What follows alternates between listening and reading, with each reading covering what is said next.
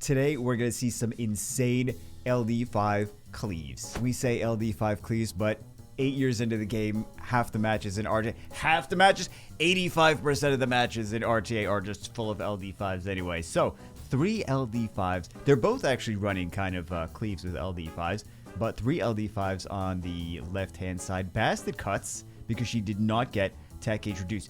Do they get the Bailey? Do they get the... Hopefully they land this on the Dark Monkey. Oh, never mind. So lands it on the Dark Monkey, which means Bailey does not get stunned, so they get the cut. And stuns and defense breaks. No twin with her, just attack power buff and big damage. Look how much damage. Attack power buff, big damage. No attack power buff. Okay, so that's already game. GG, LD5 cleave. Technically, there's only 2. Well, how many LD5s do you really need for it to be an LD5 cleave? 1, maybe 2? That's good enough. Left-hand side, same player. Right-hand side, Tiana. That's gonna get banned, is what I meant to say. Tiana would have messed up their entire team. So, Bailey is still in here. She's gonna be the damage dealer. I think that Bailey could have actually been the best pair, to be honest, because that's where all the damage is coming from. Everything else is CCs. They could come back from the CCs, but attack, power buff, and big damage. Everything gets wiped out. The LD5s weren't even the scariest thing. The scariest thing was a light boomerang. Nephthys, Walyoung, Hanwoo. So they have attack power buff, defense break, strip, big damage. They also have attack power buff, big damage with Lucian. So they had 2 different cleave combinations. So let's see. Remember that the Water Art Master just got changed in this recent balance patch. So final touch doesn't do enough to kill anything, but the amputation magic just clears house after that. Same guy as the last one. Banning Leo. He's banning Leo. Molly he doesn't have to worry about. Banning Leo. Bans out the Light Art Master on that side. So Poseidon's going to do a lot here though. Poseidon's going to obliterate everything. Defense breaks. Attack power buffs. Poseidon is not going to glance. Well, he doesn't get the pushback on everything though. Decent damage. I think it's not going to be a super fast win now. It's going to go a few rounds. Bison's not going to... Oh, I was going to say Bison's not going to do too much, but then he gets silenced, so of course he's not going to do too much. Do they kill? 30,000 damage. Yeah.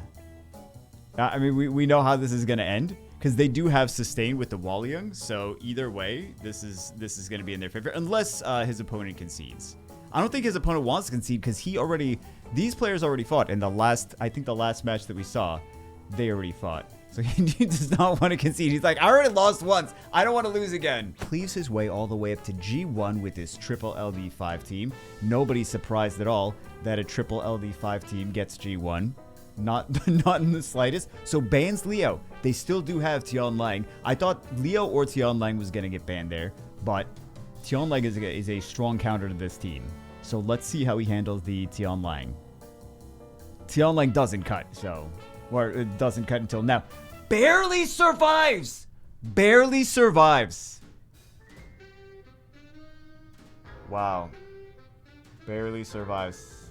GG. That almost went the other direction. Because Tianlang's such a good counter to this team. Tianlang's a good counter to any cleave team that increases their attack gauge. Things like Shongpung, Savannah are strong against Tianlang. Triton, again, very strong against Tianlang as well. But when you're going up against a team like this guy, no Nephthys, so he's using the next best thing is different LD5. He's using the Water Ryu, which gets banned. Although, so if you guys don't know what the Light Art Master does, his skill 3 is unable to be countered, and then also will ignore the enemy's passives. So this right here, not this one could definitely get countered. This right here should just take 2 units down is what I meant to say. It should take 2 units down, but you see, it didn't even worry about the Masha's dismounting or anything. It just went completely through that. First pick Water Striker, which is not something I was expecting. Actually, I don't know if this player on the left-hand side is going to be actually playing, because a lot of times when you see at this rank just full bruiser teams, a lot of times they're not actually playing. So let's see. I mean, he was still a fast unit, but he always is. His passive makes him pretty fast. So defense breaks, and then final touch obliterates the entire team. Does not obliterate the entire team is what I meant to say, is that it's not going to do that. So GG. Must be a fun team. I really like that. I was going to say the water art master. I really like the light art master. Apparently, I don't know which element is which. Bastard Eludia into 2 anti-cleave LD5 units on the opponent's side. Okay, Oliver there. I was not expecting the Oliver. I was expecting probably more like a Leo on that side, because I think the Leo would have been strong against Tableau Jameer, because Jameer does damage based on speed, and then it negates the whatever. Let's see what happens.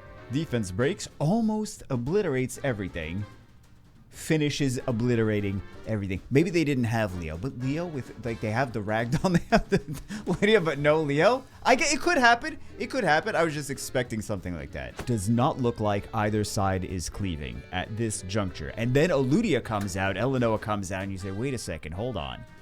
Is there gonna be some kind of crazy? There's 4 LD5s on one side. Let's see. I mean, technically the other side has an LD5 as well. That was a slow Eludia. Look how slow that was. Rage Eludia? Possibly.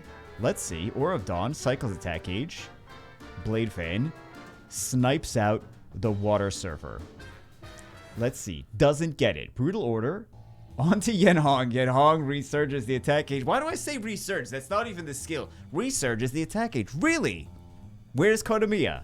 Resurge the attack gauge. That was going to be another brutal AoE cleave. That's unexpected. Like, if I was his opponent, I wouldn't have expected to get cleaved from that initial lineup. Same first 3 picks as every other match in all of this season of RTA on the right-hand side, and the left-hand side is just full LD nonsense. So, let's see. Do they actually... So they do actually wind up landing everything. Defense breaks, silences, lots of damage, ambush, lots of damage. GG. Wow, these are so fast. I want you guys to pay attention to this, because this is not the first or second or third or fifth time that we've seen this. Is crazy LD nonsense teams, but more the Water Striker getting picked for, or Water Ryu getting picked first before that. Because not only is he a good unit with those crazy teams, because he's got the strip and attack gauge absorb and the speed lead, but he's also a good unit against some of the crazy LD5 teams. Like, for example, the Dark Pioneer, which we see here.